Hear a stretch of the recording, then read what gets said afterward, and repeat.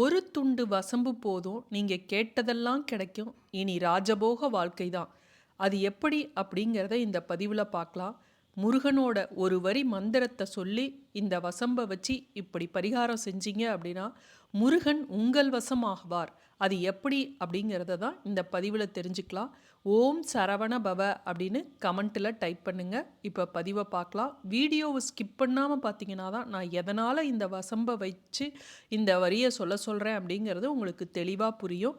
எந்த நாள்ல செய்யணும் அப்படின்னு பார்த்தீங்கன்னா, எந்த நாள்ல வேணாலும் முருகனுக்காக நீங்க இத சொல்லலாம். தினமுமே நீங்க சொல்லலாம். ஆனாலும் குறிப்பிட்டு சொல்லணும் அப்படின்னா, கிருத்திகை நட்சத்திரம். ஏன்னா நட்சத்திரங்கள்ல முருகனுக்கு உகந்தது கிருத்திகை நட்சத்திரம் இல்லையா? அடுத்தது கிழமையில பார்த்தீங்கன்னா செவ்வாய்க்கிழமை. செவ்வாய்க்கிழமை அப்படிங்கிறது முருக வழிபாட்டுக்கு மிக மிக முக்கியமான ஒரு நாள். அடுத்தது திதிப்படி பார்த்தீங்கன்னா சஷ்டி திதி. வளர்பிறை சஷ்டியாகவும் இருக்கலாம், தேய்பிறை சஷ்டியாகவும் இருக்கலாம். இந்த நாட்களில் இந்த பரிகாரத்தை செய்யுங்க. இந்த செவ்வாய்க்கிழமை அன்னைக்கு செய்கிறீங்க அப்படின்னா செவ்வாய் ஓரையில் செய்வது மிக மிக விசேஷம். கிருத்திகை நட்சத்திரம், சஷ்டி திதி இதுலேயும் உங்களுக்கு செவ்வாய் ஓரை கேலண்டரில் பார்க்க தெரிஞ்சதுன்னா அந்த ஓரை டைமை பார்த்து செய்யுங்க. இல்லை நீங்கள் எப்போ வேணாலும் ராவுகாலம், யமகண்டம் இந்த நேரத்தை தவிர்த்து விட்டு நீங்கள் எப்போ வேணாலும் இந்த மந்திரத்தை உச்சரித்து இந்த பரிகாரத்தை செய்யலாம். நம்மளுடைய ஆசைகளை நிறைவேற்றுவதில் கண்கண்ட கடவுள் கலியுக தெய்வம் நம்ம கந்த கடவுளுக்கு நிகரான கடவுள் யாரும் இல்லை அப்படின்னு சொல்லலாம். முருகப்பெருமான் பல பேத்துக்கு இன்று இஷ்ட தெய்வமாக இருக்கிறாரு. முருகா அப்படின்னு மனமுருகி கூப்பிட்டாலே போதும், அவர் நம்மளுடைய தேவைகளை பூர்த்தி செய்ய உடனே ஓடோடி வருவார்.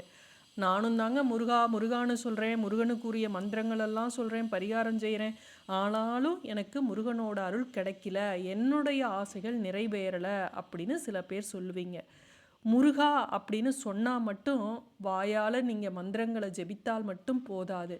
முருகனை உணர்ந்து அதற்கு முருகன் மீது தீவிர பக்தி கொண்டு நமக்கு முருகன் தரக்கூடிய அனைத்தும் நம்மளுடைய நல்லதுக்கு தான். நிச்சயமாக முருகன் நம்மளை கைவிட மாட்டார் அப்படிங்கிற திடமான நம்பிக்கையோட எந்த ஒரு பரிகாரத்தையும் செய்யுங்க. முருகனை வழிபடுங்க. உங்களுடைய கஷ்டங்கள் நிச்சயமாக முருகன் தீர்ப்பார். முருக வழிபாட்டை செஞ்சால் எப்படி நமக்கு ராஜபோக வாழ்க்கை கிடைக்கும் அப்படின்னு யோசிப்பீங்க. குரு பார்க்கின் கோடி நன்மை உண்டு அப்படின்னு சொல்லுவாங்க, கேள்விப்பட்டிருப்பீங்க. ஒருத்தரோட ராசியில் குரு பகவானோட அருள் பார்வை பட்டுடுச்சினாவே அவங்க வாழக்கூடிய வாழ்க்கை அனைத்துமே ராஜபோக வாழ்க்கையாக இருக்கும். அதை யாராலும் தடுக்க முடியாது. அந்த குருவிற்கு அவ்வளவு சக்தி இருக்குது. அந்த குருவிற்கு குருவாக இருக்கக்கூடியவர் தான் நம்ம கந்தக்கடவுள் முருகப்பெருமான். அதனால திருச்செந்தூர் போய் நீங்கள் முருகப்பெருமானை தரிசனம் செஞ்சு யார் ஒருத்தர் அந்த கோவிலில் 1 hour உட்காந்து முருகனோட இந்த மந்திரத்தை சொல்கிறோமோ நிச்சயமாக அவர் நமக்கு வேண்டியதை செய்வார். வேற எந்த மந்திரம் சொல்லனாலும் சரி, இந்த ஒரு வரியை சொல்லுங்க, உங்களுக்கு நிச்சயமா முருகனோட அருள் கிடைக்கும். இதை நீங்க செவ்வாய்க்கிழமை அன்னைக்கு செய்கிறீங்க அப்படின்னு வச்சுக்கோங்க. நீங்க அதிகாலையிலேயே எழுந்து பூஜை அறையில் விளக்கேற்றி வழிபாட்டுக்கு தயாராகிடுங்க. முருகன் படம் சிலை இருக்குது அப்படின்னா அதெல்லாம் தொடச்சி சுத்தம் பண்ணி அதற்கு சந்தனம் குங்குமம்லாம் வச்சு செவ்வரளி பூ மாலையாக வேணாலும் வைக்கலாம், பூவாக வேணாலும் வைக்கலாம். வச்சுட்டு ஒரு அகல் விளக்கில் நெய் தீபம் ஊற்றி வச்சுக்கோங்க. ஒரு விளக்கு எப்பவும் ஏற்றக்கூடாது, 2 தீபம் ஏற்றி வச்சு தான் இறைவனை வழிபடணும். நீங்கள் நெய் விளக்கு ஏற்றுங்க, இல்லை சாதாரண எண்ணெய் ஊற்றி ஏற்றுனாலும் சரி. உங்களால் முடிஞ்சது அப்படின்னா ஒரு நெய்வேத்தியத்தை செஞ்சு வைங்க. நெய்வேத்தியம் செய்ய முடியல அப்படின்னா பாலோ பழமோ கற்கண்டு உலர் திராட்சை பேரிச்சம்பழம் எது வேணும்னாலும் நீங்கள் வைக்கலாம். வச்சுட்டு ஒரு வெத்தலைப்பாக்கு, பூ, ஊதுபத்தி என பூஜைக்கான அனைத்தையும் சகலத்தையும் தயார் செஞ்சு வச்சுக்குங்க. முருகனோட திருவுருவ படத்துக்கு முன்பாக உட்காந்து இந்த மந்திரத்தை சொல்லணும். இப்போ எப்படி இந்த பரிகாரத்தை செய்கிறதுன்னு பார்க்கலாம். ஒரு துண்டு வசம்பு இருந்தால் போதும். உங்கள் வீட்டில் இருந்தது அப்படின்னா எடுத்து வச்சுக்கோங்க. இல்லை அப்படின்னா நாட்டு மருந்து கடையில் இது விற்கும். இது பிள்ளை வளர்ப்பான் அப்படின்னு சொல்லுவாங்க. இது பேர் சொல்லாதது அப்படின்னும் சொல்லுவாங்க. இது ரொம்ப விலை மலிவாக தான் இருக்கும். இதை நாட்டு மருந்து கடையில் வாங்கிட்டு வச்சு நீங்கள் எப்போவுமே பூஜை அறையில் வச்சுருங்க. ஏன்னா இந்த வசம்பை வச்சு வசியமை அப்படின்னு செய்வாங்க. இது அனைத்தையும் வசமாக்கக்கூடியது, வசியம் செய்யக்கூடியது அப்படிங்கிறதுனால தான் இதற்கு பேரே வசம்பு அப்படின்னு வந்தது. வசம்பு மை அப்படின்னே ஒன்று தயாரிப்பாங்க. அதை நெத்தியில் வச்சுக்குவாங்க, உச்சந்தலையில் வச்சுருப்பாங்க. ஏற்கனவே அதை பற்றி நான் போட்டிருக்கேன். இந்த வசம்பு மை எப்படி தயாரிப்பது அப்படின்னு. இப்போ அந்த ஒரு துண்டு வசம்பை எடுத்துக்குங்க. நீங்கள் பெருசாக நீளமாக இது மாதிரி இருக்கணும்னு கூட இல்லை, சின்னதாக உடச்சி சின்னோண்டா இருந்தால் கூட போதும். அந்த வசம்பை எடுத்து உங்கள் உள்ளங்கையில் வச்சுக்குங்க. வச்சுக்கிட்டு முருகனோட இந்த மந்திரத்தை சொல்லுங்க. அது என்ன மந்திரம் அப்படின்னு பார்த்தீங்கன்னா, ஓம் சௌம் சரவண பவ ஸ்ரீம் ஹ்ரீம் க்ளீம் க்ளௌம் சௌம் நமக. மெதுவாக நான் சொல்கிறேன். ஓம் சௌம் சரவண பவ ஸ்ரீம் ஹ்ரீம் க்ளீம் க்ளௌம் சௌம் நமக. இவ்வளவுதான். இந்த மந்திரத்தை 48 முறை நீங்கள் இதை சொல்லி இந்த வசம்பை கையில் வச்சுக்கிட்டு உங்களுடைய வேண்டுதல் என்னவோ அந்த வேண்டுதலை சொல்லி முருகனை வணங்குங்க. இது முருகனோட மூல மந்திரம். இதை ஒரே ஒரு முறை மனதார முருகனை நினச்சி உருகி சொன்னாவே நம்மளுடைய வேண்டுதல் நிறைவேறும் அப்படின்னு சொல்லுவாங்க.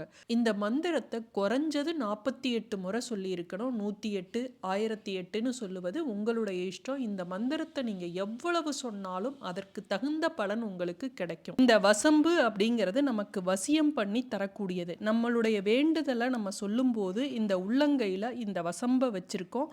அதே போல முருகனோட மூல மந்திரம், இந்த சக்தி வாய்ந்த மந்திரத்தை நம்ம சொல்லி முருகனை அழைப்பதால முருகன் நம்மளுடைய வேண்டுதலை சீக்கிரம் நிறைவேற்றி வைப்பார். இப்போ எதற்கு இந்த வசம்பு? நம்ம சும்மாவே இந்த மந்திரத்தை சொல்லலாமே அப்படின்னு சில பேர் நினைப்பீங்க. இப்போ கோவிலில் மந்திரம் சொல்கிறாங்க. அந்த மந்திரத்தை சொல்லும்போது வெறும் வாயில் மட்டும் அவங்க மந்திரத்தை உச்சரிப்பதில் அர்ச்சனையாக பூவோ ஏதோ ஒன்றை வச்சு தான் நம்ம வழிபடுறோம். இப்போ ஒரு அர்ச்சனை பண்ணுறோம் சுவாமிக்குனாவே நம்ம என்ன பண்ணுவோம்? பூவோ வெத்தலை பாக்கோ அட்லீஸ்ட் 2 பழமாவது வச்சு தான் அர்ச்சனை பண்ணணும். வெறும் இதில் நம்ம செய்ய மாட்டோம். அது போல தான் இப்படி இந்த வசம்பை வைத்து கொண்டு இந்த மந்திரத்தை சொல்கிறோம் இல்லையா, அதுவும் இத்தனை முறை சொல்லும்போது அந்த வசம்புக்கு நல்ல அந்த மந்திரங்களால் உரு ஏறி இருக்கும். முருகனோட அருள் கிடச்சிருக்கும். உங்களுடைய வேண்டுதலானது கூடிய சீக்கிரம் பலிக்கும். இந்த மந்திரத்தை சொல்லி இப்படி வேண்டிக்கிட்டு அந்த வசம்பை முருகனோட பாதத்தில் முருகனோட படத்துக்கிட்ட நீங்கள் வச்சிருங்க. அதுக்கு மேலே ஒரு பூவை வச்சிடுங்க. எந்த நாள் இந்த பரிகாரத்தை செய்கிறீங்களோ அன்றைய தினம் அந்த வசம்பு அப்படியே அங்கேயே இருக்கட்டும். அடுத்த நாள் இதை ஒரு துணியில், ஒரு எந்த கலர் துணியாக வேணுனாலும் இருக்கலாம், மஞ்சள் கலர், பச்சை கலர், சிவப்பு கலர், எந்த துணி வேண்டுமானாலும் எடுத்துக்குங்க.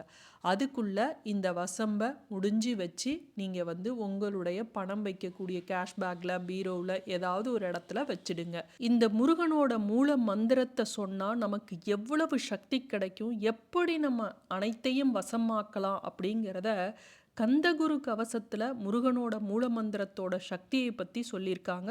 கந்தகுரு கவசத்தை படிக்கிறவங்களுக்கு தெரியும். மீண்டும் அடுத்த காணொளியில் சந்திக்கும் வரை நன்றி, வணக்கம்.